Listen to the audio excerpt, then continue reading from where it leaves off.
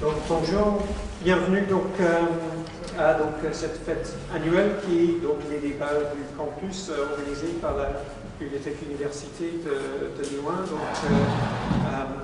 Donc, cette année, on va parler donc,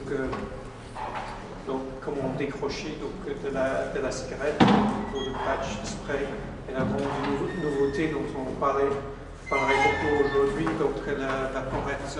Moi, je suis Jonathan Simon, je suis enseignant en histoire des sciences ici à Lyon 1, et aujourd'hui, on va avoir 3 intervenants qui vont parler 15-20 minutes, et puis ensuite, on va avoir un petit moment après l'intervention pour des questions par rapport à ce qui est présenté, et puis à la fin, on va avoir un peu de temps pour débattre des questions qui ont été soulevées lors des 3 interventions.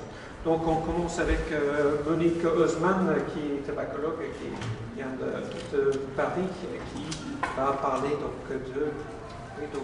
d'addiction, des consultations, voilà, donc des pratiques précieuses pour ceux qui... C'est ici. Oui, oui. Bien, bonjour à vous tous, merci d'être venus nous entendre. Donc, très rapidement, moi je travaille au sein d'une organisation qui est l'Office français de prévention du tabagisme. Nous sommes des tabacologues de formation scientifique, pas forcément médecins, infirmières, sages-femmes, biologistes, et nous avons tous passé un certificat de tabacologie pendant une année à la faculté de médecine de Paris. On travaille avec toutes les personnes qui nous demandent d'avoir des informations ou de l'aide au sevrage tabagique. À la fois, ça peut être aussi bien de la prévention dans les établissements scolaires que de plus en plus dans les entreprises, avec le service médical de l'entreprise qui nous demande, qui développe des indemnités pour aider les fumeurs à avoir une information sur le tabagisme et, pourquoi pas, à les aider à s'arrêter de fumer. Donc, si vous voulez, ça se passe en 2 étapes. La première étape, c'est comme ici, on a donc des salariés qui viennent, il y a une information qui leur est donnée pour leur dire qu'il va y avoir des informations justement sur le fumeur et sa consommation. Ceux qui viennent nous voir ne viennent pas spécialement nous voir pour arrêter de fumer, simplement pour avoir de l'information. À la suite de cette information, c'est vrai qu'il y en a un certain nombre qui se disent, puisqu'on vient vers nous, qu'il y a un moindre effort à faire et que peut-être on peut se libérer avec une aide de notre tabagisme, pourquoi pas essayer? Et alors à ce moment-là, on leur propose un suivi individualisé, c'est-à-dire qu'on les prend un par un. On a une consultation de tabacologie, c'est nous qui allons dans l'entreprise pour la consultation. Et après, on continue sur un suivi. On va toujours les voir dans l'entreprise. Dans le pire des cas, on leur téléphone. Et ce suivi dure 2, 3, 4 mois, suivi souvent d'un suivi téléphonique qui peut durer jusqu'à 1 an. Donc c'est vraiment une prise en charge qu'on espère la plus efficiente, la plus efficace possible. Voilà. Alors, j'ai l'habitude de commencer, c'est le professeur Bertrand Dotzenberg, qui est monsieur tabacologue, qui est le président de notre association. Alors, je commence toujours mes interventions par un test, de manière à les rendre le plus concrètes possible. Je vais vous faire souffler dans un appareil, je vais faire souffler 2 personnes. J'aurai besoin de quelqu'un qui n'a pas fumé aujourd'hui, de quelqu'un qui a fumé aujourd'hui, depuis ce matin, et voir un petit peu ce qui se passe et s'il y a des différences. Alors, je crois qu'il y a un monsieur qui voulait bien venir.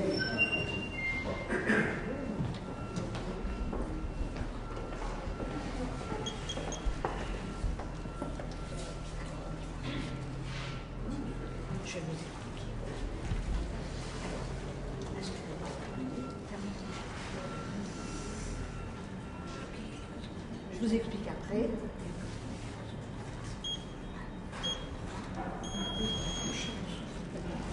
Voilà. Alors là, cet appareil va mesurer un produit toxique qui était dans la fumée. Et si monsieur a fumé, forcément, on va le trouver dans ses poumons avant que ce produit ne traverse les poumons et ne se retrouve dans son sang. Et là, on va se poser la question, quelle va être... Bon, déjà, on nous avertit qu'il y a une petite alarme. Donc, on est à qu'est-ce que vous disiez? 27. Alors on a 27, voilà, ben 27 c'est un chiffre qui ne correspond pas à la norme, je vais vous dire ce que c'est tout à l'heure. C'est vraiment un examen clinique. Bon, alors, n'importe quelle personne qui fume, qui n'a pas fumé aujourd'hui. Oui. Donc, c'est bon d'avoir une indication avant de tomber malade.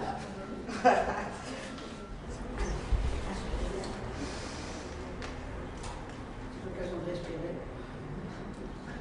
Il faut que je me...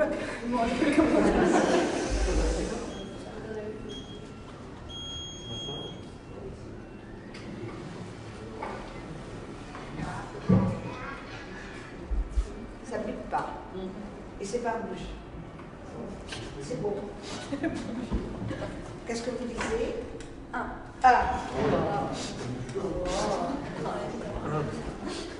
Alors, peut-être que c'est l'occasion de faire écouter monsieur. Alors, vous nous dites ce que vous faites avec par rapport au tabagisme. Je faisais 2 cigarettes.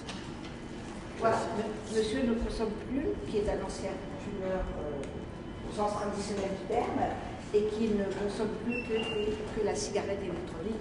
Ça va nous donner quand même une indication sur la toxicité de la fumée, de la vapeur ou de la fumée.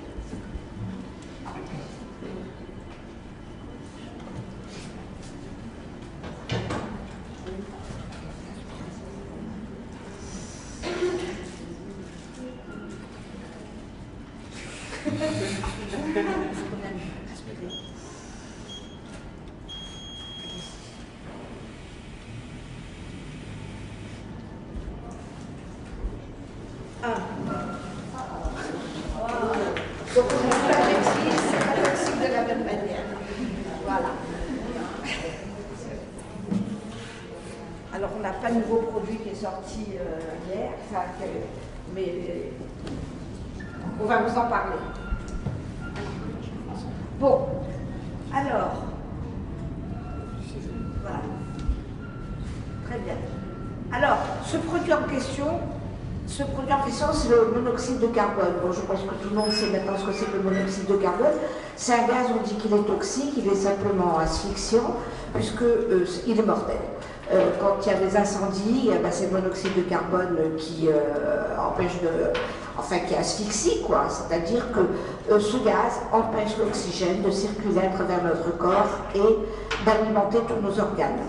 Bon, eh bien, il se trouve que dans toutes les fumées, même quand on fait un barbecue, on ne peut pas l'empêcher, ce gaz qui provient d'une combustion incomplète, est dégagé.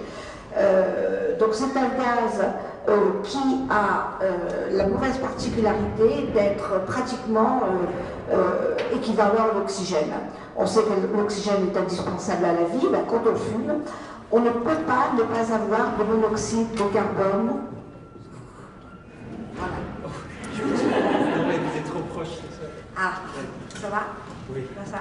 On ne peut pas ne pas fabriquer de monoxyde de carbone dans la fumée. Alors très souvent j'ai affaire à des fumeurs ou à des jeunes qui me disent mais pourquoi est-ce qu'on rajoute des produits? Le monoxyde de carbone n'est jamais rajouté. Il est impossible par contre de l'ôter de la fumée de cigarette.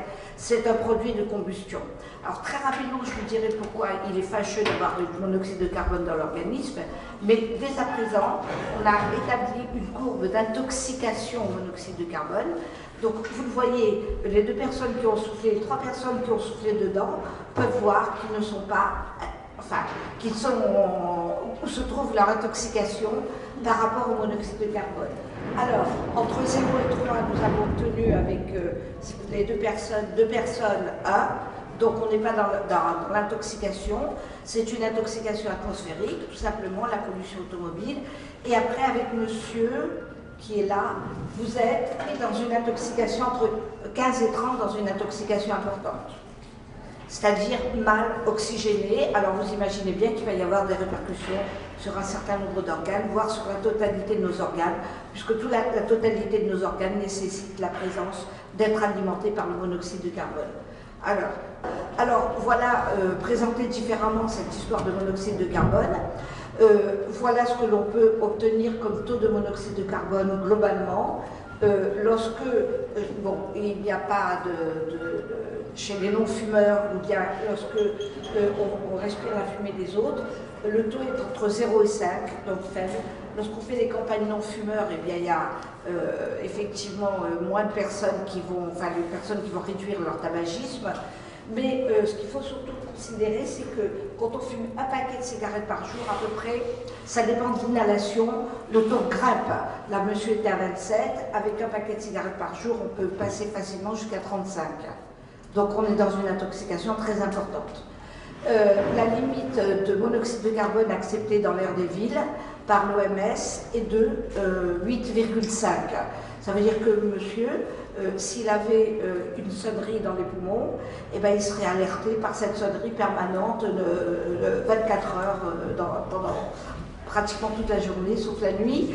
Et donc je crois que ça serait le meilleur moyen pour décider d'arrêter de fumer. Et bon, bah, dans les parkings, lorsque le taux monte à 35, et ben, bon, bah, il y a une évacuation. Maintenant, j'ai fait d'autres dessins.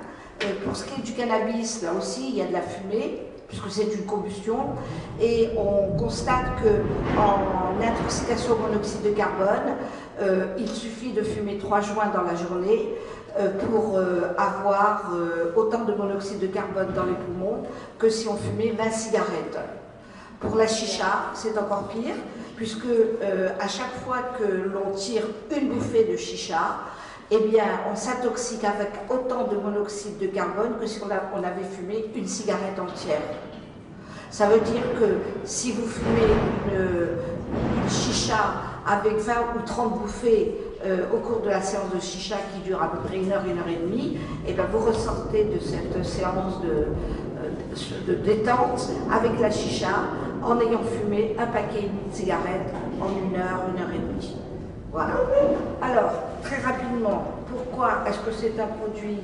Alors, voilà les différentes substances vous avez, qui sont dégagées non pas par la cigarette, mais par la fumée de cigarette. Et vous avez en haut, voilà, ce fameux monoxyde de carbone.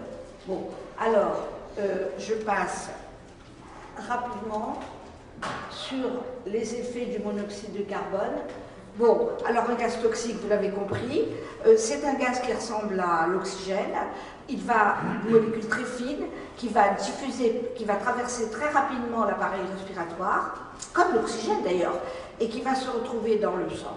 Et nous avons là dans le sang des globules, on les connaît, les globules blancs, les globules rouges, les plaquettes. Les globules rouges, leur boulot, c'est de transporter le monoxyde de carbone et de le libérer au niveau de tous les organes du corps. C'est une espèce de taxi. Et sachant que les globules rouges ne peuvent pas transporter à la fois l'oxygène et le monoxyde de carbone. Donc les globules rouges se retrouvent là, il faut choisir l'un des deux.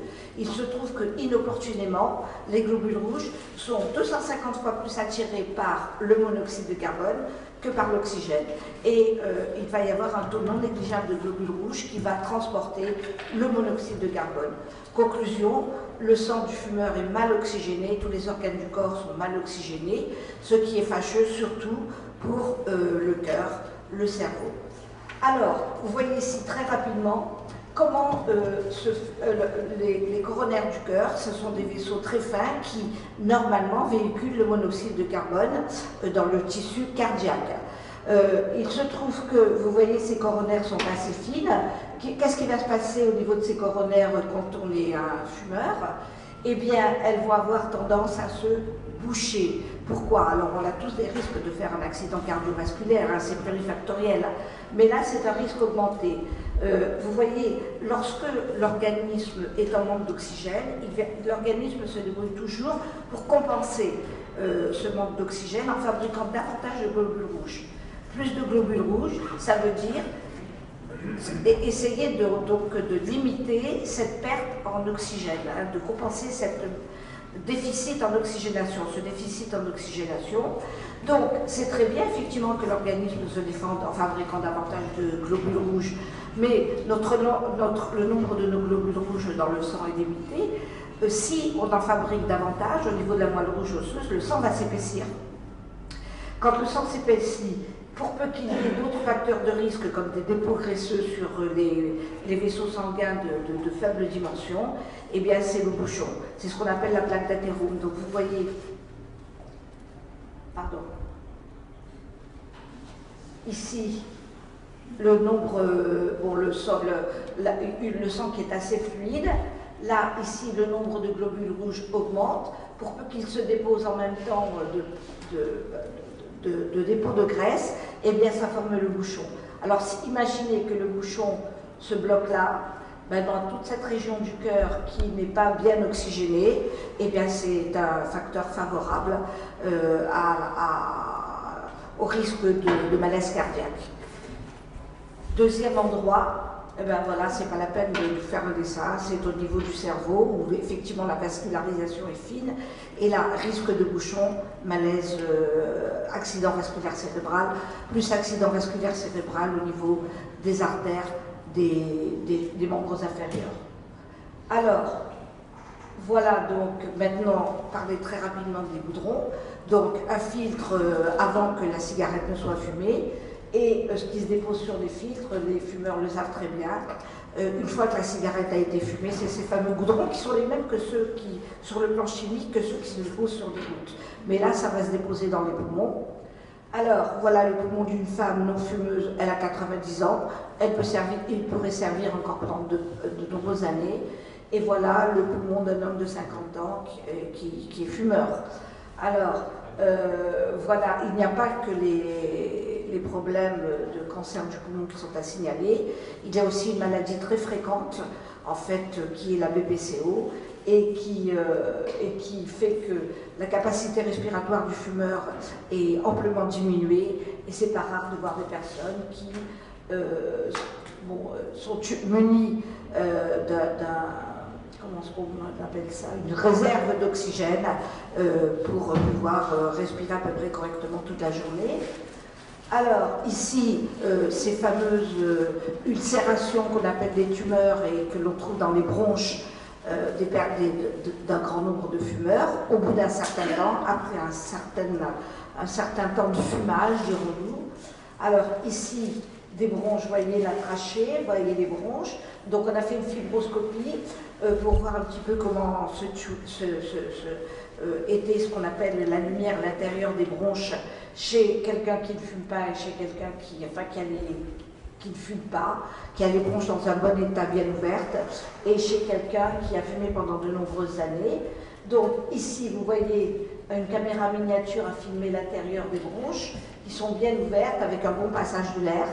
Et ici, c'est moins bien visible, mais nous avons déjà ce qu'on appelle une tumeur. Alors, comment se forment ces tumeurs? Mais très vraiment rapidement. Voilà, nous avons à la surface un système de nettoyage, à la surface de tous ces conduits. Alors, il y a un système de nettoyage qu'on connaît très bien, c'est les glaires. Hein. Quand on a une bronchite, eh bien, il y a une persécrétion des glaires qui vont coller les microbes.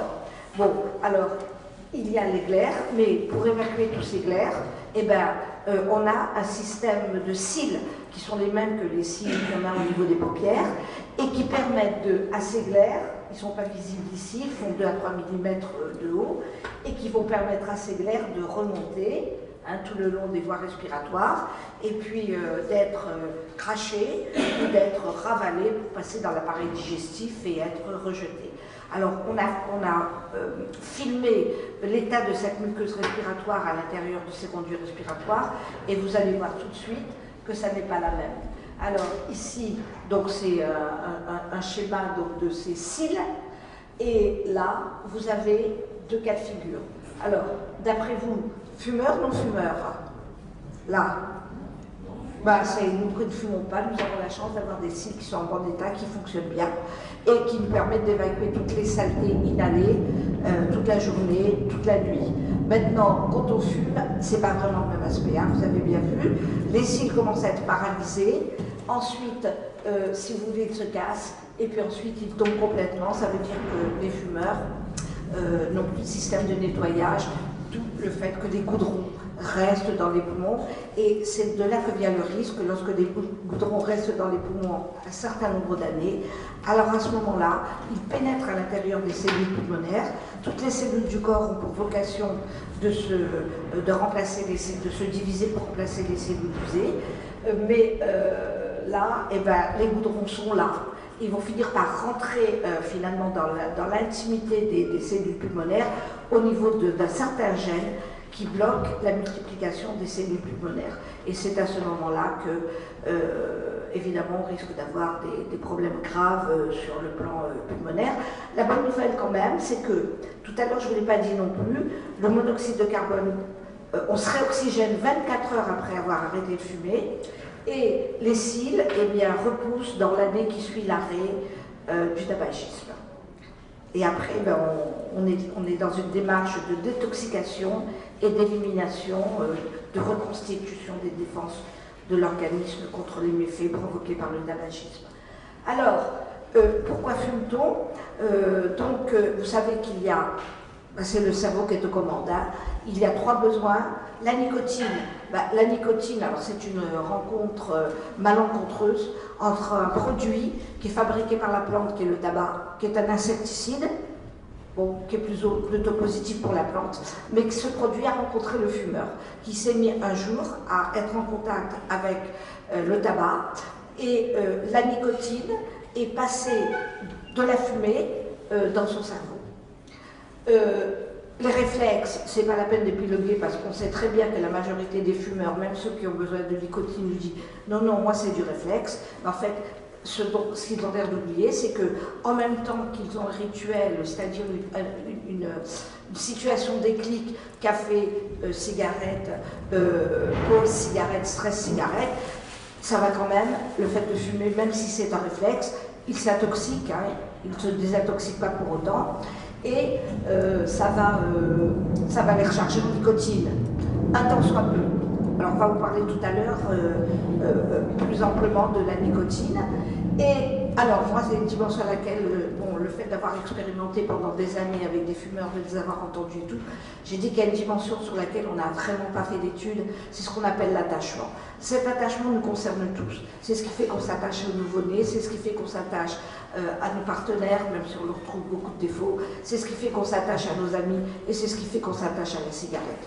Et l'attachement, eh bien, il a été identifié sur le plan physiologique par la libération d'une hormone qui est l'hormone de l'attachement. C'est, je veux dire que la cigarette, c'est une présence au quotidien pour le fumeur, et cette présence libère chez lui, à chaque fois qu'il l'utilise, à chaque fois qu'il fait quelque chose avec ses cigarettes, eh bien, une hormone qui est l'hormone, on peut dire, de l'affectivité, du besoin de ce compagnonnage avec sa cigarette, et cette hormone, c'est l'ocytocine.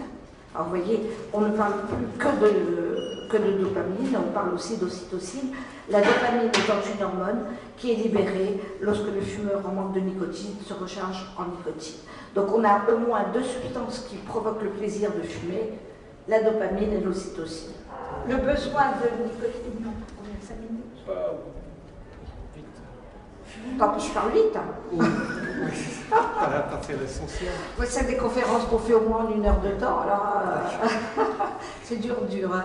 Bon, alors, voilà, dans cette région du cerveau, le cerveau ne fonctionne que parce qu'il libère des substances chimiques qui permet à l'influx nerveux, cerveau, batterie, de fabriquer des substances chimiques. Celle qui a été localisée dans cette région du cerveau, c'est la cytocine. Chez le fumeur, c'est l'acétylcholine. Chez le fumeur, c'est la nicotine. Pourquoi? Eh bien, ces 2 molécules sont très proches. Lorsque le fumeur tire une bouffée, en 7 secondes, la nicotine chasse l'acétylcholine et prend sa place au niveau de capteurs d'acétylcholine qui proviennent des capteurs de nicotine. Il n'y a pas de souci, ça fonctionne très bien. Seulement, toutes les 2 heures à peu près, eh bien, le cerveau perd sa nicotine qui termine dans ses urines et le cerveau ne supporte pas le manque et réclame au fumeur d'aller fumer. C'est exactement le mécanisme avec la faim, la soif, etc. Alors, le fumeur a arrêté de fumer, il va donc pouvoir aller vaquer à ses occupations. En plus, ce qu'il faut surtout savoir, c'est que comme le cerveau est content, il libère de la dopamine, qui est l'hormone du plaisir, et donc c'est incontestable, le fumeur a plaisir à fumer. voilà, la journée du fumeur, on va vous en reparler tout à l'heure, ma collègue va vous en parler. Simplement, je voulais vous montrer, regardez, là, c'est une tomographie, bon, je ne sais pas très bien comment fonctionnent ces appareils, mais avec le cerveau d'un fumeur et le cerveau d'un non-fumeur, vous voyez qu'on n'obtient pas les mêmes images. Donc c'est vrai que le cerveau du fumeur a été modifié. La deuxième chose, c'est le réflexe. Bon, le réflexe, c'est situation déclic, entraîne, prise de la cigarette. Alors, on l'a retrouvé, cette situation-là, avec... je m'excuse, vous en parlez du réflexe? Bon, alors, voilà, Pavlov, réflexe conditionné. Alors, le chien, quand il voit son os ou son pâté, il salive, c'est obligatoire, réflexiné, nous aussi on le fait. On fait tâter une cloche à l'oreille du chien qui ne salive pas. Mais maintenant, on fait les deux en même temps. Ben, il finit par saliver. Pourquoi? Parce que c'est créer un lien entre la cloche et le fait de lui apporter à manger. Donc ça va provoquer la salivation, ce qui va être mémorisé dans son esprit par, voilà, quand la cloche arrive, c'est qu'on ne va pas tarder à m'apporter mon pâté. Eh bien, le fumeur, on ne dit pas qu'il salive, mais il fume pour toutes les occasions. Alors, voilà maintenant, moi, un petit peu ce que je considère comme l'idée de passer à la cigarette électronique et la cigarette normale. Eh bien, c'est là. Alors, ça, on vous détaillera tout à l'heure, mais quelque part dans l'effet de fumer, il y a vraiment un attachement, une affectivité. Et arrêter de fumer, ça passe par un travail de deuil. J'ai bientôt terminé. Ici, nous n'avons pas un cerveau, mais nous avons tous trois cerveaux, que le veuille ou non. La règle nos besoins automatiques, manger, boire, respirer, fumer, c'est automatique. L'autre, c'est notre cortex, c'est ce qui est apparu tardivement, c'est-à-dire c'est celui qui raisonne, qui analyse, qui réfléchit, qui dit est-ce que qu'est-ce que je sais de la cigarette? Celui-là, pardon. Bon, il nous dit, c'est automatique, j'ai pas besoin de réfléchir, j'ai pas de souci à me faire, j'y pense même pas, je fume. Celui-là, il nous dit, qu'est-ce que tu fais là? Tu as quand même un instinct de conservation, il faut peut-être t'arrêter de fumer. Et entre les deux, le cerveau limbique, le désir, finalement, qu'est-ce qui va faire que je prenne ou non cette décision et que je sorte de ce conflit? Bon, alors je passe sur tout ça. Les traitements, on va vous en parler. Oh ben voilà. Et les moyens pour arrêter, on va vous en parler aussi. Voilà, bon, écoutez, je pense que comme tout le monde me fait des gros yeux, je vais arrêter. Et mes collègues vont poursuivre. Si vous avez des questions tout à l'heure, on essayera d'y répondre. Merci beaucoup.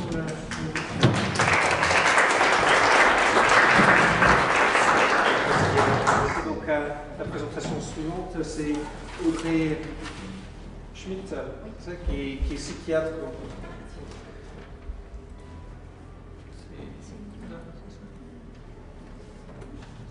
Qui est psychiatre, donc spécialisé donc, dans l'addiction à CHU à Clermont-Ferrand, et donc elle va parler des moyens de c'est vrai. Voilà, il y a différents outils d'aide au sevrage tabagique.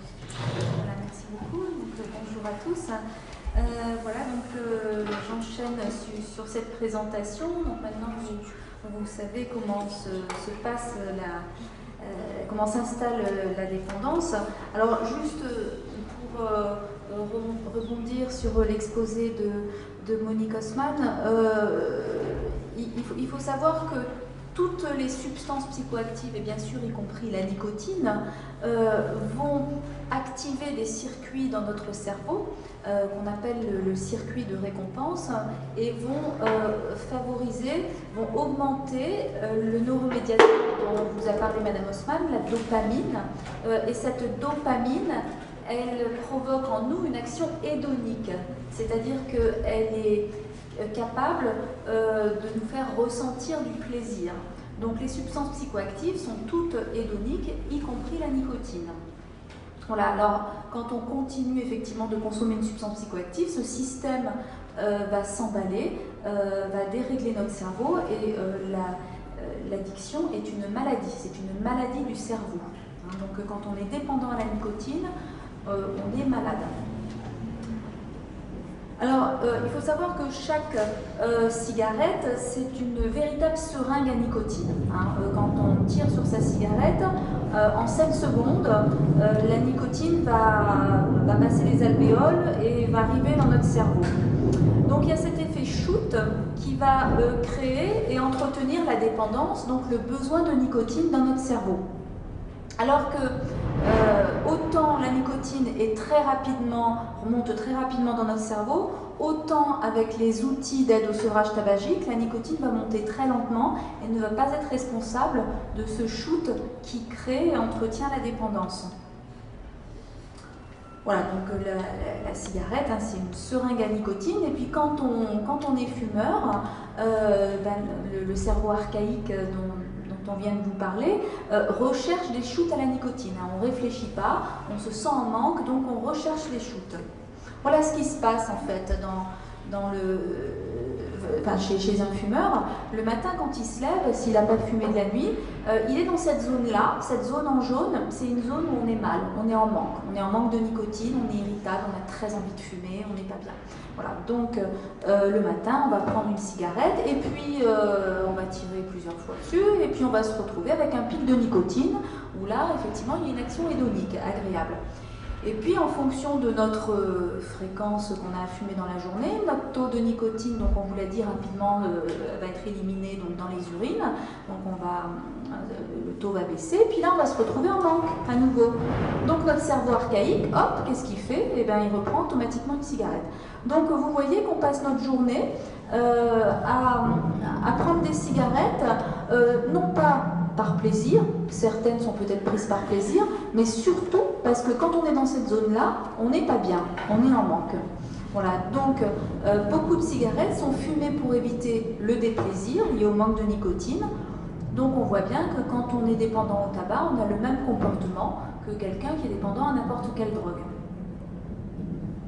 Alors dans notre cerveau, on a des récepteurs à la nicotine, on a tous quelques récepteurs à la nicotine, ils ont une fonction de réguler l'insuline, enfin bon, peu importe.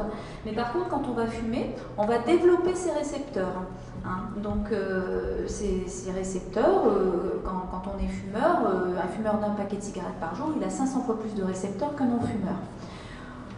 Voilà, et en plus, ces récepteurs deviennent moins sensibles à la nicotine. Donc on est obligé d'apporter plus de nicotine pour avoir la réponse souhaitée. Et quand ces récepteurs n'ont pas de nicotine, on ressent le manque. Donc, vous l'avez compris, le tabagisme, c'est un comportement, c'est une maladie, mais c'est un comportement qui est entretenu et amplifié par la dépendance pharmacologique liée à la nicotine. Donc parfois, on fume parce qu'on a la sensation de manque, c'est ce qu'on appelle le renforcement négatif qui crée le comportement, et puis parfois on fume pour avoir la sensation positive, ce qu'on appelle le renforcement positif. Mais souvent, on fume par manque. Donc la dépendance au tabac, elle est triple, elle est à la fois physique, donc liée à la nicotine, elle est comportementale, c'est-à-dire qu'il y a une gestuelle tout autour du fait de fumer. Elle est également psychologique, liée au plaisir, chez certains une façon de gérer leur anxiété, une socialisation, etc. Donc ces trois dépendances, elles sont intriquées, elles ont des intensités variables en fonction des individus. Il y a des gens qui sont très dépendants physiquement à la nicotine, et puis d'autres qui ont une dépendance plutôt modérée à la nicotine et qui ont plus une dépendance comportementale. Il faut savoir que la dépendance physique quand même s'installe très vite. À partir de 5 cigarettes par jour, on commence à avoir une dépendance physique à la nicotine. Parfois même avant. Alors qu'est-ce qui se passe quand on arrête de fumer?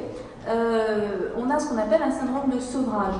Donc ce syndrome de sevrage, il y a des signes qui sont variables d'une personne à l'autre, mais On retrouve souvent une humeur dépressive, des troubles du sommeil, on est très irritable, on est facilement frustré, colérique. Comme souvent dans votre entourage, on entend nos patients qui nous disent quand j'ai arrêté de fumer, mon conjoint m'a dit reprends tes cigarettes, c'est insupportable. Voilà, donc tout ça, ce sont des signes de manque. On est anxieux, on n'arrive pas à se concentrer, on peut être agité. On a une bradycardie, un ralentissement de la fréquence cardiaque, et surtout, on a une augmentation de l'appétit et parfois une prise de poids assez rapide. Alors tous ces signes causent une souffrance clinique. Bien sûr, ils ne sont pas expliqués par une maladie mentale. Des fois, on peut avoir ces symptômes-là quand on est dépressif, mais là, c'est vraiment dans le sevrage tabagique. Voilà, donc ces signes, ils ne durent pas des années, bien sûr.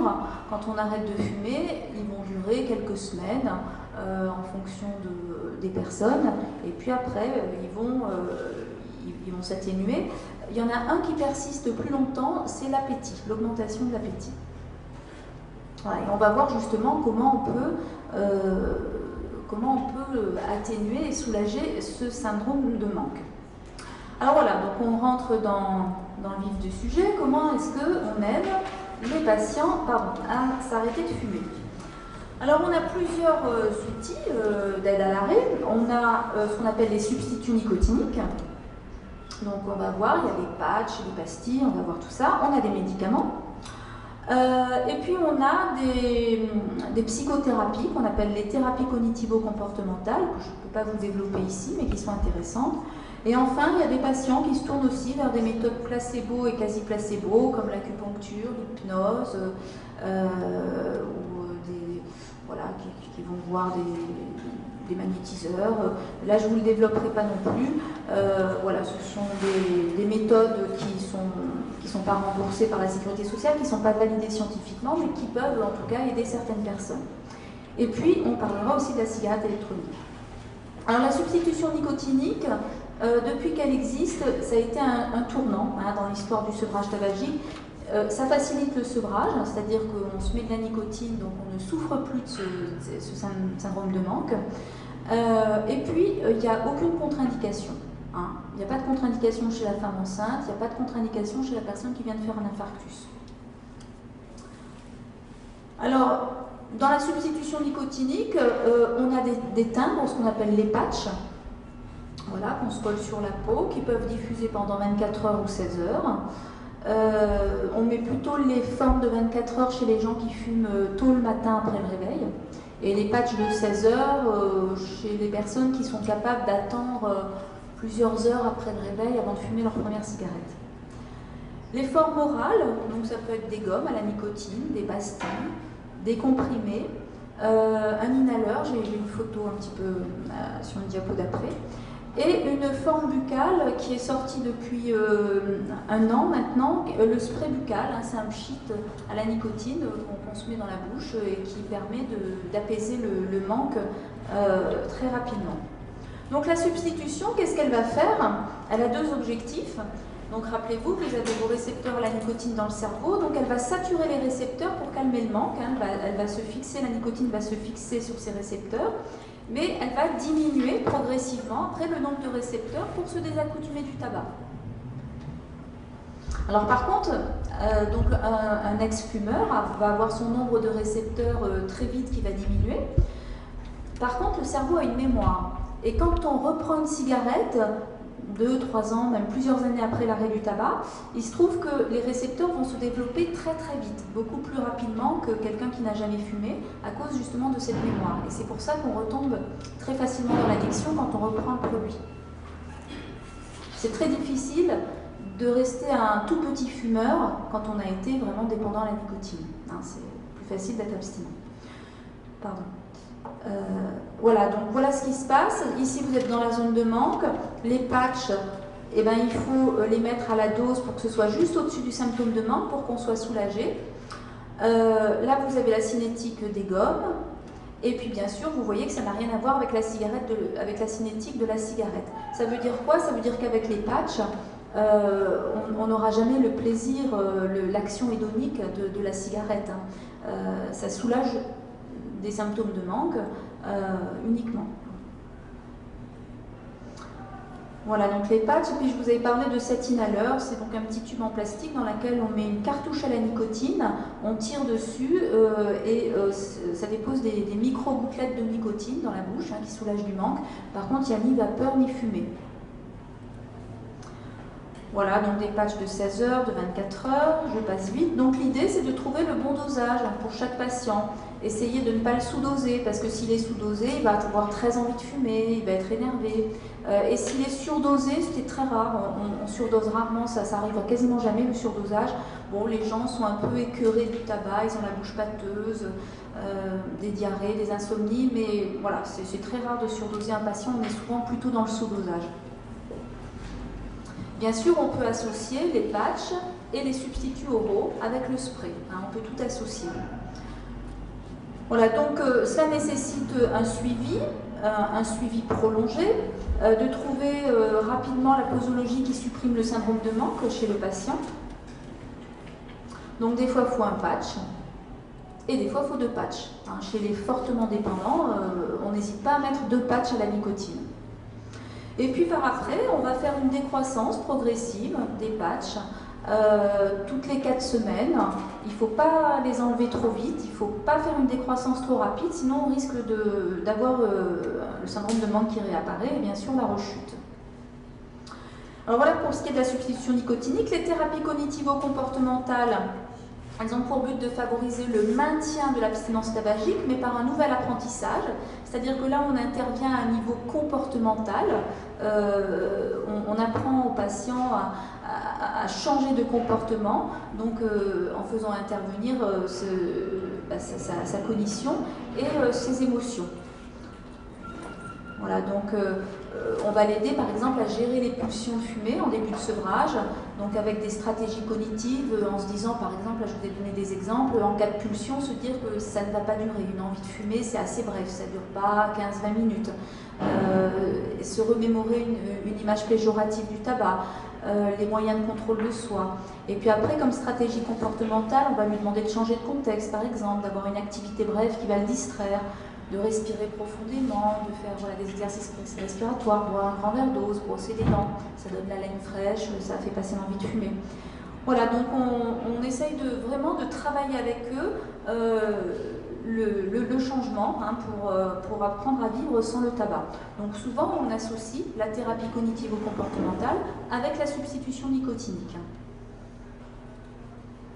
Alors les autres traitements, donc on a des médicaments pour l'arrêt du tabac. Ce sont, selon les recommandations de la Haute Autorité de Santé, des traitements de 2e intention, mais on les utilise beaucoup. Le premier qui était sorti il y a longtemps, c'est le Zyban, qui est un médicament qui inhibe la recapture de certains neuromédiateurs, notamment la noradrénaline et la dopamine, donc qui réduit les symptômes de manque de la cigarette. Voilà, c'est un traitement qui dure à peu près 8 semaines et qui par contre comprend des contre-indications comme l'épilepsie, la dépendance à l'alcool et les troubles psychiatriques, et bien sûr contre-indiqué chez la femme enceinte et allaitante. La varénicline, le Champix, qui est un médicament qui est plus récent, qui est sorti en 2007, qui est un agoniste partiel, c'est-à-dire qu'il va se fixer dans le cerveau sur les récepteurs nicotiniques, sur certains types de récepteurs nicotiniques, donc pour réduire justement les symptômes de manque. Donc la nicotine, qu'on fume, elle va être en compétition sur le même site de liaison, donc cela va réduire le besoin impérieux de fumer. Et avec un effet également antagoniste, c'est-à-dire que le médicament va bloquer la capacité de la nicotine à activer les récepteurs. Donc on a un effet de réduction des effets de récompense. Voilà, c'est un médicament qui a l'intérêt, quand on le prescrit, les patients peuvent continuer de fumer en début du traitement. Et puis petit à petit, ils vont avoir moins d'intérêt à fumer puisqu'ils ne vont plus ressentir le plaisir de la cigarette. Voilà, et puis enfin la grande question de la e-cigarette, quid de son aide dans le sevrage tabagique? Alors la e-cigarette, c'est un produit qui s'est beaucoup développé depuis le début de l'année 2013. La e-cigarette, on est sûr de certaines choses, c'est que c'est un produit qui est beaucoup moins dangereux que le tabac. Ça n'arrive pas à la cheville du tabac en termes de dangerosité. Voilà, maintenant on manque d'études sur les vapoteurs sur du long terme, quelles pourraient être les conséquences. Mais enfin, globalement, quand on prend la e-cigarette, qu'on sort du tabac via la e-cigarette, c'est une réduction des risques. Alors, la e-cigarette, donc on vous en parlera beaucoup dans l'exposé d'après. Qu'est-ce qu'on en sait sur son aide dans le sevrage tabagique? Alors, il est vrai qu'en France, hein, la cigarette électronique, elle est dans un statut de produit de consommation courante. Voilà. Alors, certains pays l'ont interdite, comme par exemple la Belgique et l'Australie. Certains pays aimeraient l'utiliser comme médicament. Voilà, pour l'instant, en tout cas en France, c'est ni un médicament, elle n'est pas interdite non plus. Et donc, voilà, on peut acheter des e-cigarettes. Alors, on manque encore d'études sur son intérêt dans le sevrage tabagique. Néanmoins, on a une étude qui a paru dans le Lancet en 2013, qui a pris qui est une étude randomisée, prenant des patients qui appartenaient à un groupe avec une e-cigarette dosée à 16 mg, un autre groupe avec des patchs à 21 mg et un autre groupe des e-cigarettes en gros placebo, c'est-à-dire sans nicotine. Voilà. Et donc, chez ces patients fumeurs, on a regardé l'arrêt à 6 mois. Et bon, l'étude montre que visiblement, alors il y a un peu plus d'arrêt, là vous voyez, avec les e-cigarettes avec nicotine, mais le petit p, il n'est pas significatif malheureusement, hein, le petit p statistiquement. Donc a priori, à 6 mois, il n'y a pas de différence significative, même si vous voyez un pourcentage un petit peu plus élevé. Voilà, que ce soit avec patch, e-cigarette, avec ou sans nicotine. Néanmoins, cette étude a eu pas mal de biais, de critiques, parce qu'on a eu beaucoup de perdus de vue, parce que les patients qui ont eu des patchs, en fait, ils ont été très déçus, ils avaient envie d'avoir la e-cigarette électronique, puis vous savez, dans les études, on randomise les gens, c'est-à-dire le premier de la salle, le deuxième, les gens ne choisissent pas. Donc les gens qui étaient sous patch, ils étaient super déçus, ils sont partis de l'étude.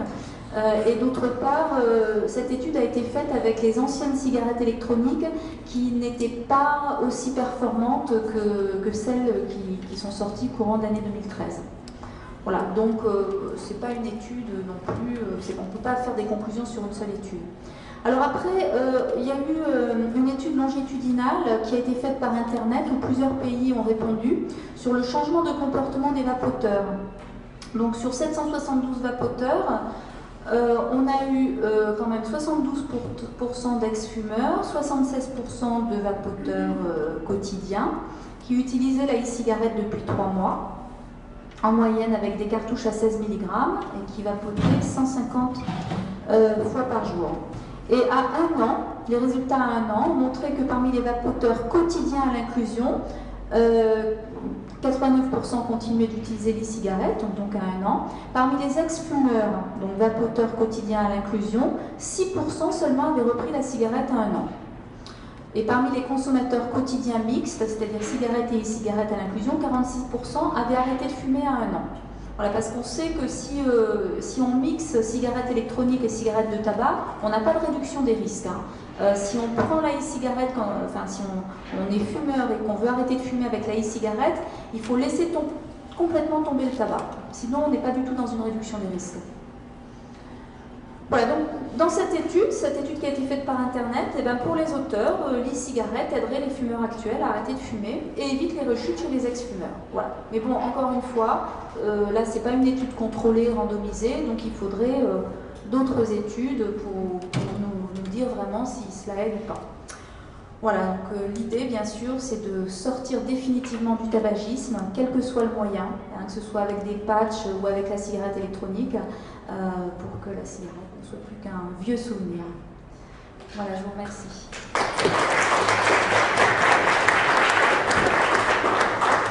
Merci Audrey. Est-ce qu'il y a des questions pour... Oui, donc derrière. Je voulais savoir concernant les nicotiniques, s'il y avait un temps limite. Non, il n'y a pas de temps limite.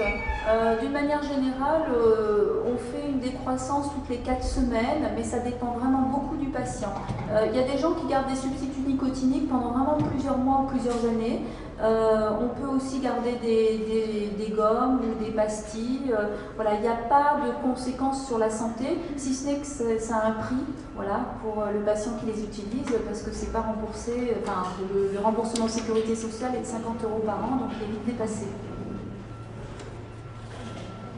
D'accord, donc, d'accord, merci beaucoup. Et on passerait donc à notre troisième intervenant, donc Vincent Babinou, qui est enseignant-chercheur donc à l'Université Lyon 2. Et... Bien, bonjour. Donc je suis là plutôt à titre de... Je vais plutôt apporter un témoignage, puisque donc je ne suis pas spécialiste en tabacologie d'une manière ou d'une autre.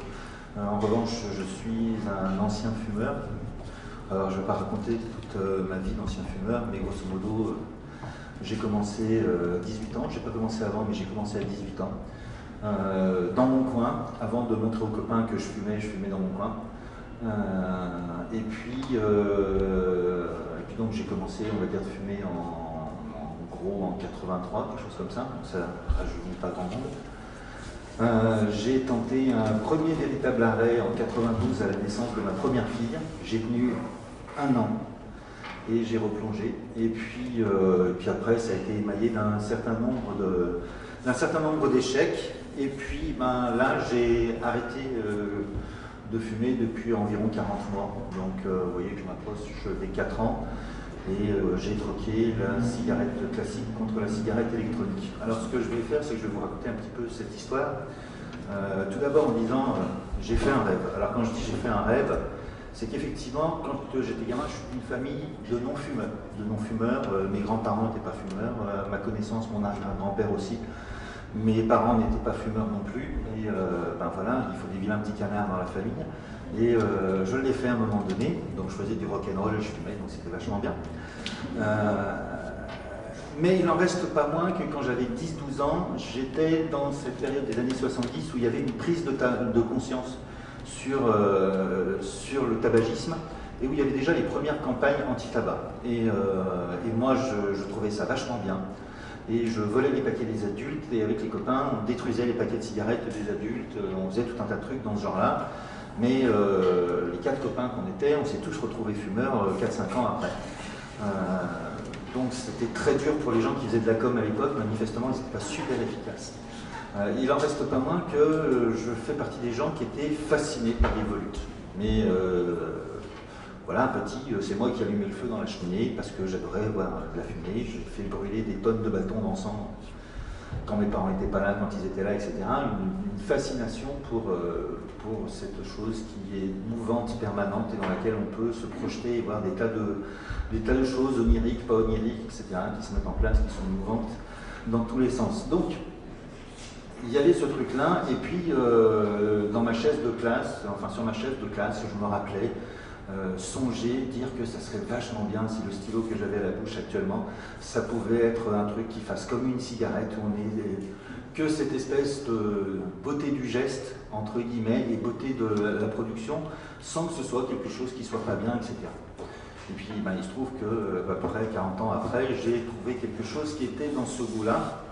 Un soir où effectivement j'ai reçu une publicité sur un magasin de produits électroniques que je reçois parce que j'ai un petit côté geek à certains endroits, donc qui fait que j'ai quelques bons fournisseurs qui me fournissent sur tout un tas de gadgets parfaitement inutiles tels que des pompes solaires et autre chose dans ce genre-là, et qui avait fait une publicité sur la cigarette électronique. Donc du coup, je me suis dit, tiens, c'est quoi ce truc, c'est bizarre, etc.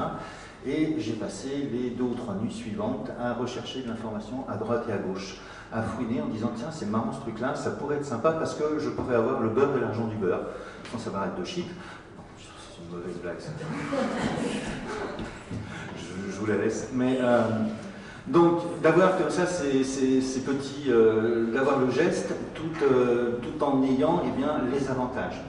Et donc, j'ai cherché, j'ai essayé de voir à la fois ce qu'il pouvait y avoir comme connaissances scientifiques sur le domaine à l'époque, J'ai essayé de savoir ce qu'il y avait en termes de différenciation de tous les produits qui pouvaient exister. Et finalement, au bout d'une semaine, je me suis dit, allez, cette fois, vas-y, tente le coup. Bon, je veux dire, qu'est-ce qu'il y a à perdre? 70 à 80 euros, franchement, 70 à 80 euros, ça va me faire quoi? Ça va me faire 1 à 2 cartouches de clope, donc tant qu'à faire, ça vaut le coup d'essayer sur 15 jours.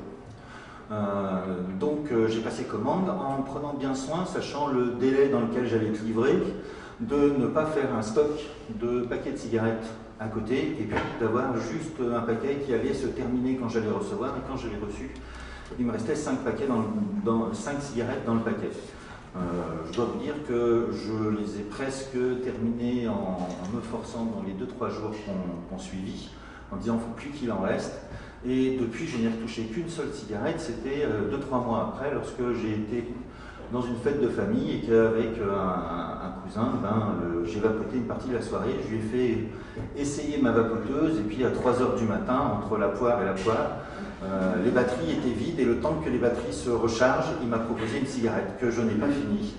Et par contre, lui s'est mis à la cigarette électronique et depuis, il a arrêté la cigarette tout court. Donc c'était plutôt une bonne soirée. Alors, quand je dis Volutéron, c'est que chez moi, effectivement, pour que ça passe, il y avait besoin qu'il y ait quelque chose, où il y ait cette beauté, entre guillemets, du geste et des choses qui vont avec. Parce qu'effectivement, il y a une dimension plaisir, et je pense que si on n'introduit pas, en tout cas pour moi, si on était uniquement dans la frustration, et bien la frustration faisait qu'à un moment donné, ça revenait.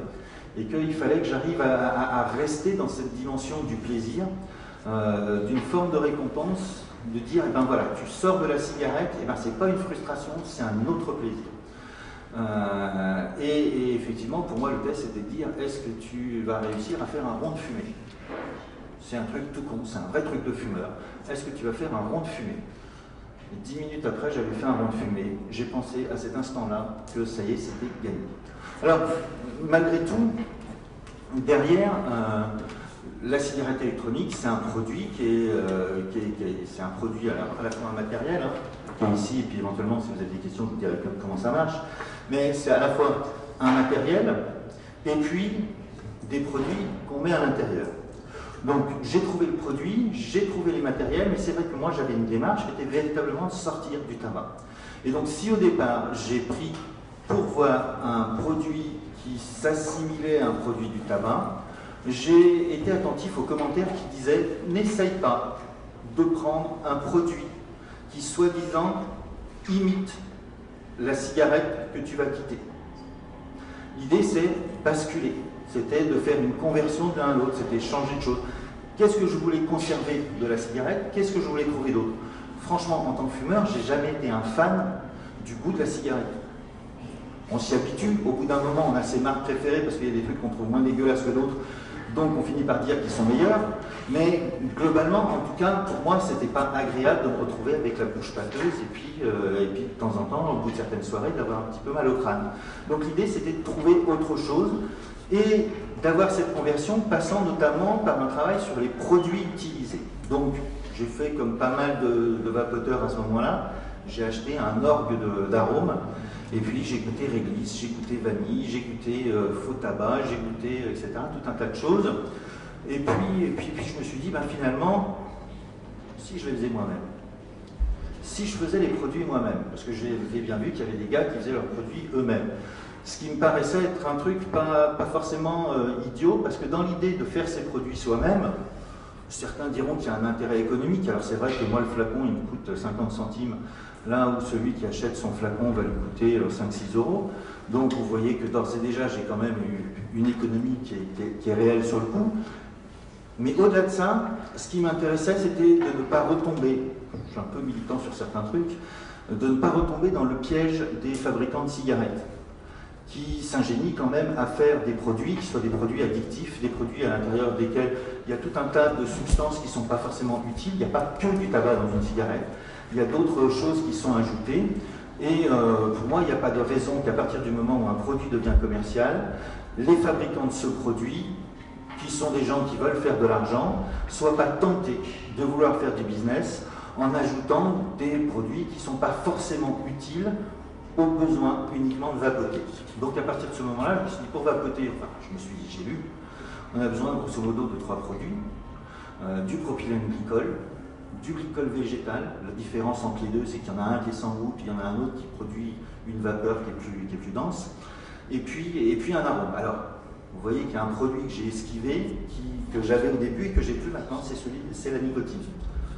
Quand on achète ces produits, qu'on va le fabriquer soi-même, on peut acheter des produits où la nicotine est déjà en partie dosée à l'intérieur et on va travailler sur la façon de couper sa nicotine. Mais donc du coup, je me suis mis à fabriquer mes propres produits. L'intérêt quand vous fabriquez vos propres produits, c'est que vous avez votre flacon de 200 ml qui va vous faire le mois et puis dessus, vous allez pouvoir gérer effectivement ce sevrage de la nicotine, cette baisse de la nicotine. Et donc, progressivement, j'ai baissé mon taux de nicotine, alors sur une période longue. Il m'a fallu 30-36 mois pour arriver à 0 mg, mais chaque mois, enfin tous les 2-3 mois, j'enlevais 3 mg. Et puis je me suis aperçu à un moment donné on m'avait fait la réflexion dans la maison, mais t'es irritable. Et le jour où je me suis aperçu que j'étais irritable, c'est que je m'étais trompé de flacon. J'avais repris un flacon que j'avais 6 mois avant, et que j'avais un taux de nicotine qui était supérieur. Et au fur et à mesure que mon taux de nicotine a décru dans mes produits, je me suis rendu compte véritablement de l'impact que la nicotine pouvait avoir sur mon irritabilité, mon sommeil, et alors en partie mon appétit, mais ça c'est la mauvaise nouvelle dans l'affaire, c'est que effectivement, c'est que en termes de poids, on en prend quand même. C'est pas, enfin pas forcément, mais moi ça n'a pas été un truc qui a empêché les prises de poids que j'avais avec chaque arrêt de cigarette traditionnel et arrêt classique. Donc j'ai eu une prise de poids, certes, mais qui s'est stabilisée. J'ai malgré tout une stabilisation. Ça va pas l'air comme ça, mais je vous jure que si. Cette année, effectivement, pour la première fois en près de 50 ans de toute ma vie, j'ai mon poids qui n'a pas augmenté d'une année sur l'autre. Et pour moi, c'était un truc exceptionnel parce que depuis que j'étais né, j'avais pris du poids chaque année. Donc pour moi, c'était presque la fête de premier blanc cette année. Donc à côté de ça, il y a cette idée de faire diminuer. Alors ce qui était intéressant, c'est que ça a été long. Mais quand je suis arrivé au bout, je veux dire maintenant, ça fait plus de 6 mois que je suis à 0 mg, je ne prends plus de produits avec de la nicotine. La seule tentation que je peux en avoir, c'est si j'ai un truc qui doit se terminer demain et que j'ai pas le droit de dormir pour pouvoir le terminer. Mais voilà, mais pour ça, je me suis remis au café à fond les manettes et donc j'ai plus besoin. Parce qu'aujourd'hui, quand je reprends la moindre dose de nicotine, effectivement, j'ai tous les symptômes qui sont décrits sur l'irritabilité, etc. Et par contre, il y a un truc qui est certain. Moi, j'ai toujours des sommeils qui sont courts, mais ça, c'était avant même la cigarette, je dormais assez peu. Par contre, il y a une chose qui est certaine, c'est que j'ai un sommeil qui est profond et réparateur. Ça a été le truc que j'ai découvert dans les 2 jours qu'on suivit, c'est je dors à point fermé, avec un sommeil réparateur et profond. Et ça, c'était vraiment un truc qui était parfaitement sympa. Vapeur et sans-croche, c'est dans l'idée que, effectivement, d'être passé à la cigarette électronique, ça avait plein d'avantages que je vous ai en fait évoqués un petit peu au fil de mon intervention. Donc à la fois sur le fait de retrouver un certain nombre de sensations, tout en conservant d'autres. Et c'était bien ça l'intérêt de l'histoire. C'est que aussi bien je conservais le geste, ces petits rituels, les moments où je voulais le faire, etc. Les moments où, comme je l'ai dit tout à l'heure, ça me servait de tétine, d'objet de réassurance, d'objet transitionnel, selon à quelle théorie vous vous rapprochez, vous choisirez le mot qui vous va le mieux, mais en tout cas, il y avait quelque chose sur lequel je pouvais retrouver quelque chose qui me sérénisait à certains moments. Et puis d'un autre côté, j'avais tous les avantages sans aucun des inconvénients, c'est-à-dire, là je montre un cendrier, de ne plus avoir des cendriers qui sont pleins, de ne plus avoir la poussière de cigarette, de ne plus avoir l'odeur de la cigarette qui traîne à un endroit ou à un autre, que ce soit dans les vêtements, que ce soit sur la peau. Quand vous prenez une douche le matin, le soir, etc., vous avez la sensation d'être frais. Et ça fait partie des choses qui sont énormes. Que vous couchez jamais avec une casquette plombée, que vous vous réveillez jamais avec la bouche pâteuse, que ça fait 2 ans que j'ai quasiment plus que je suis plus malade l'hiver, que je tousse quasiment plus, etc., etc. Donc c'est tout un tas de plaisirs qui sont retrouvés, tout en ayant gardé ce qui pour moi restait le truc qui était intéressant. Alors, il en reste pas moins que je continue à avoir ma vapoteuse avec moi, que si je pars en vacances ou à un endroit longtemps, je fais gaffe à ne pas l'oublier, parce que si je pars de chez moi en ne l'ayant pas pris, ben, je me dis que ça pourrait me stresser de ne pas l'avoir, même si en vérité il y a des fois des demi-journées quasiment où je ne m'en sers plus. Donc le passage à 0 mg fait qu'il y a le geste dont j'ai besoin quand j'en ai besoin, mais j'ai plus cette injonction du corps qui me dit « Hey, t'as pas ta dose ».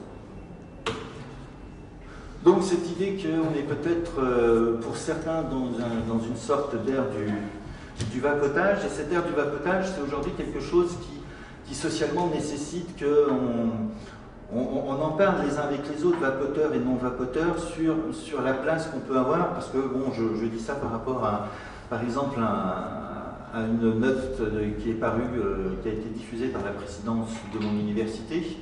Et la présidence de mon université a dit qu'il était interdit de vapoter dans les locaux. Et que les gens qui voulaient vapoter devaient aller sur les plateformes avec les fumeurs. Je vous garantis que depuis, mon taux de présence à l'université a baissé de 90%.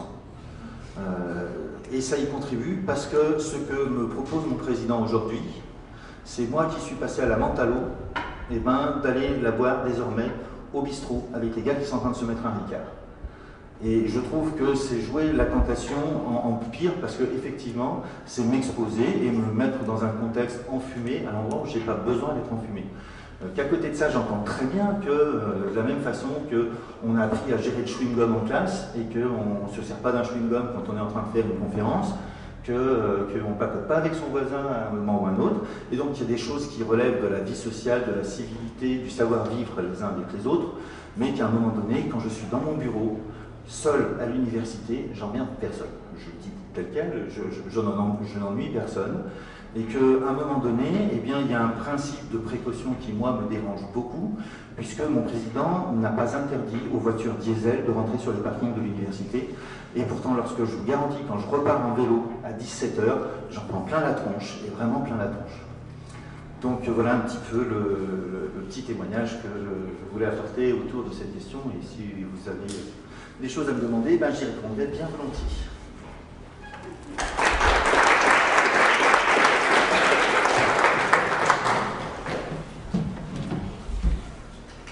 D'accord, donc s'il y a des questions pour Vincent, vous pouvez les poser. Donc c'est un vapoteur heureux. Donc c'est...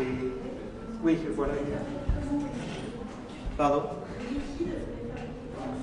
Donc les liquides, c'est j'utilise du propylène glycol, donc qui se trouve chez le pharmacien. Il faut demander au pharmacien, il est commande au litre aux alentours d'une vingtaine d'euros à tout casser. Le glycol végétal, certains pharmaciens sont capables de l'avoir aussi. Sinon, éventuellement, on peut le commander en Italie. Il y a une boutique en ligne qui sert, qui est une vraie boutique de confiance et qui est réglo sur tout. Vraiment, on est sur un travail. Ils se sont fait certifier ISO et compagnie. On est sur. C'est une boîte qui fabriquait déjà des arômes alimentaires au départ et qui donc propose les différents produits.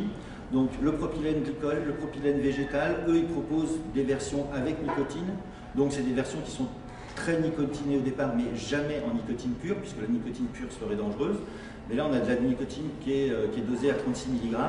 Après on prend son verre doseur pour dire je mets, alors moi personnellement je mets 20% de végétal et puis 80% de propylène glycol. Et après, selon celui qui a de la nicotine, je vais le faire varier les proportions de l'un ou de l'autre. Voilà, grosso modo, comment je vais tailler mon taux de nicotine. Et par-dessus, je rajoute des arômes alimentaires solubles dans l'eau, donc qui peuvent du coup se transformer à l'état de vapeur. Et moi, les arômes alimentaires, je vais les chercher très très très très loin. Celui sur lequel je me suis arrêté, c'est, moi j'aime bien le citron, la mandarine, que je trouve notamment chez Bahadourian, donc qui est traiteur à Lyon.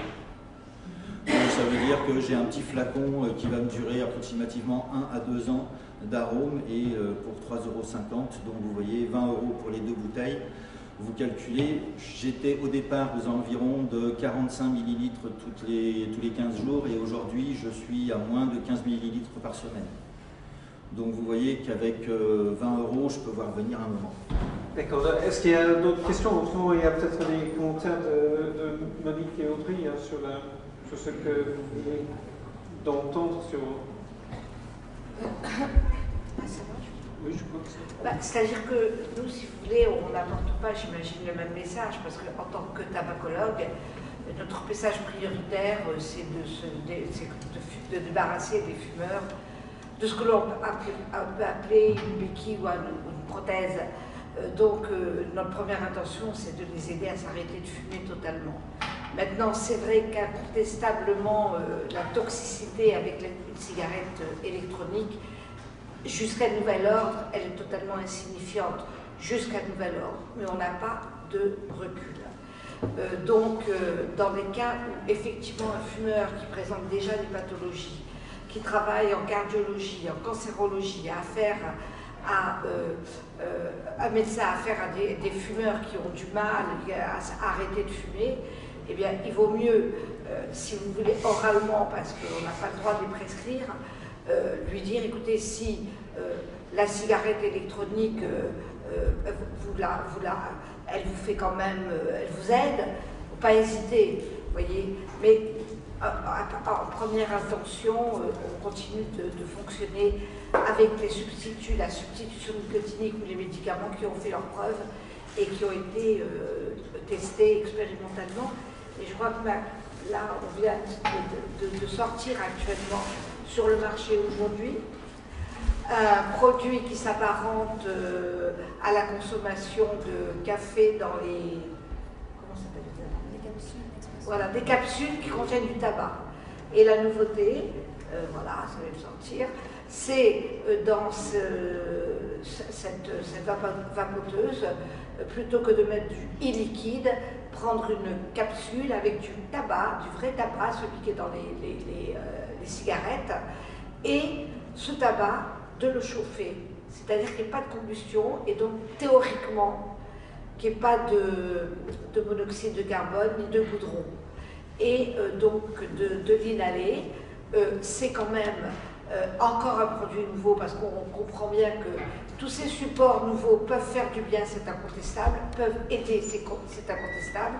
On n'a pas le recul du temps, mais ce que je vois, moi, surtout en tant que tabacologue qui lutte depuis des années contre la consommation des cigarettes, qui sont quand même la première cause de mortalité dans toutes les sociétés qui fument, eh bien, ce que je vois, c'est que l'aspect économique l'emporte et que là, on commence à être confronté à la guerre des gangs.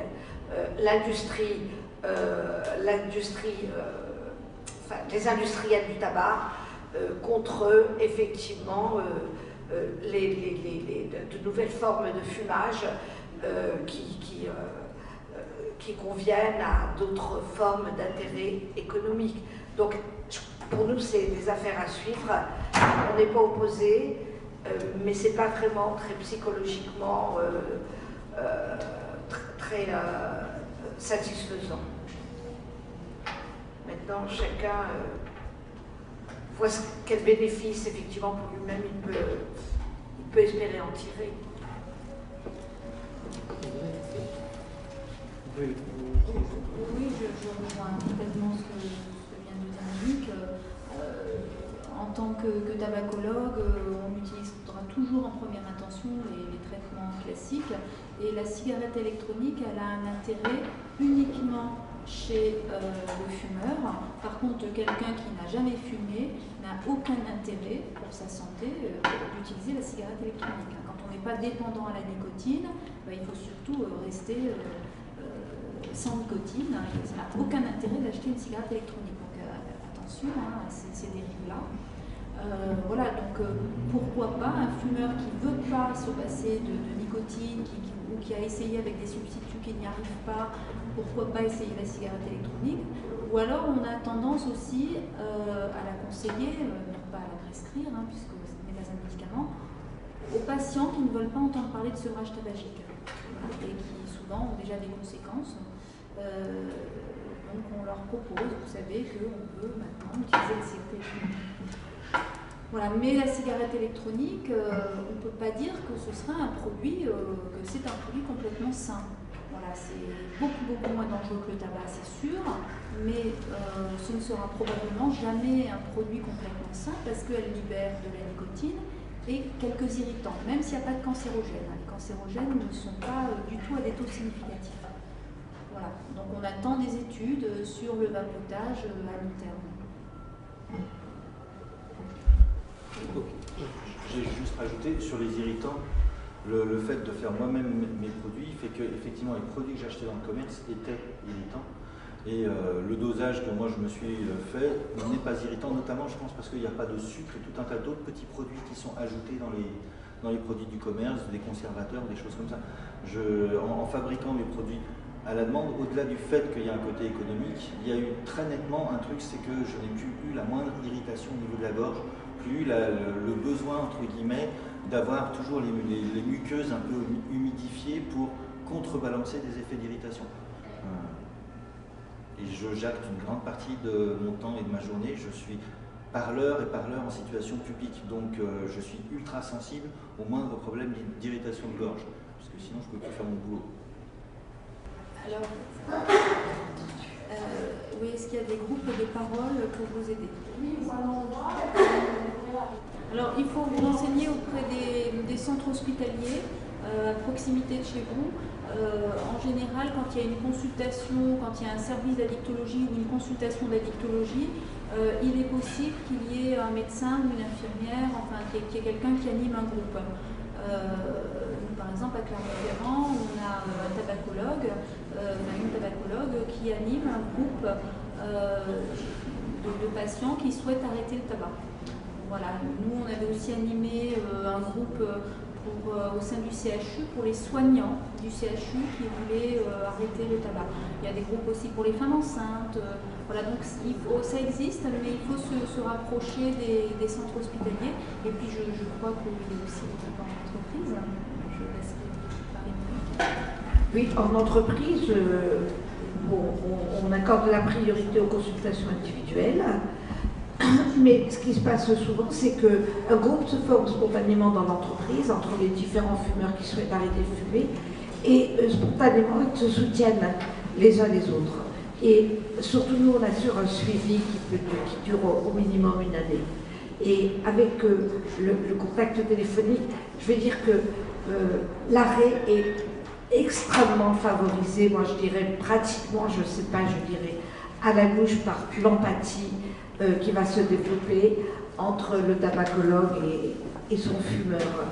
Et j'ai même vu des cas où, quand l'empathie est bien développée, il y a une motivation encore supplémentaire chez le fumeur pour s'arrêter de fumer, tellement son tabacologue s'est impliqué dans ce relationnel. Et ça, c'est. Et moi, je voudrais aussi dire encore deux mots pour ces dépendances. On vous a beaucoup parlé de la nicotine, qui est le grand méchant loup. En réalité, gérer le problème de la nicotine, c'est relativement facile à gérer. Gérer le problème du réflexe, c'est plus compliqué, parce qu'il faut travailler dessus. Ça veut dire, c'est comme quand vous allez apprendre à conduire, et ben, il ne suffit pas d'une séance. Et on y retourne, et on y retourne, et on répète dans les mêmes conditions. Ok, tu es stressé, mais tu ne l'apprends pas, tu prends autre chose.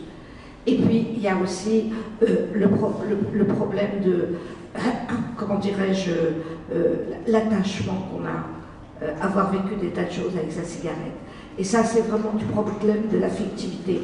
L'affectivité, on a découvert effectivement physiologiquement des hormones, la vasopressine, l'ocytocine, qui font que quand on perd quelqu'un, eh ben, il y a une chute hormonale à ce niveau-là.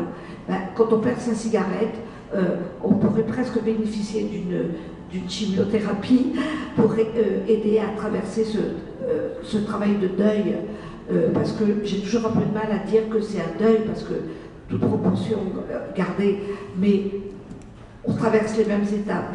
Hein, et moi j'ai vu des personnes qui médicalement était obligé de s'arrêter, mais pleurer à l'idée de quitter, et surtout dans la perspective que on a dans un deuil, ça veut dire jamais plus, cette période est passée, c'est déjà le passé, on sait que le passé, bon, c'est quelque chose qui a un rapport avec le définitif, et le définitif c'est aussi quelque chose qui a un rapport avec la mort.